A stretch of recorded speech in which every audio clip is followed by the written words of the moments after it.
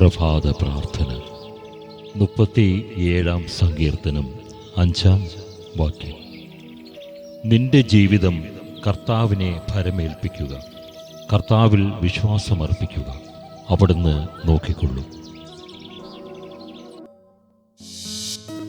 കർത്താവെ, ഈ പുതിയ ദിനം ദാനമായി തന്ന അങ്ങേ മനസ്സ് ഹൃദ്യസ്ഥമാക്കാൻ എന്നെ, എൻ്റെ കുടുംബത്തെ, ഞാൻ കണ്ടുമുട്ടുന്നവരെ എല്ലാം അനുഗ്രഹിക്കണമേ. സർവേശ്വര, എന്നെ തന്നെ പൂർണ്ണമായും അങ്ങേക്ക് സമർപ്പിച്ചാൽ എനിക്ക് ഒന്നിനെക്കുറിച്ചും ആകുലപ്പെടേണ്ടി വരികയില്ല. അങ്ങ് എല്ലാം ചെയ്യുന്നതിന് എനിക്ക് ശക്തി നൽകും.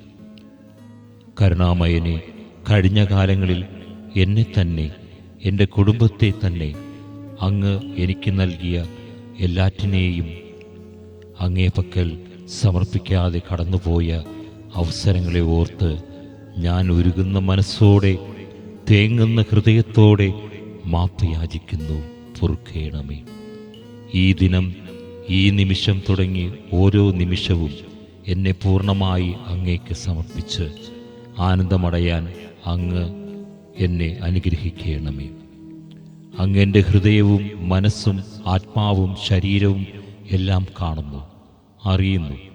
എൻ്റെ ഹൃദയത്തിൽ അങ്ങയെ പൂർണ്ണമായും ഏറ്റെടുത്തുകൊണ്ട് ഓരോ നിമിഷവും അങ്ങയുടേതാക്കി മാറ്റാൻ എന്നെ അനുവദിക്കണമേ, അനുഗ്രഹിക്കണമേ.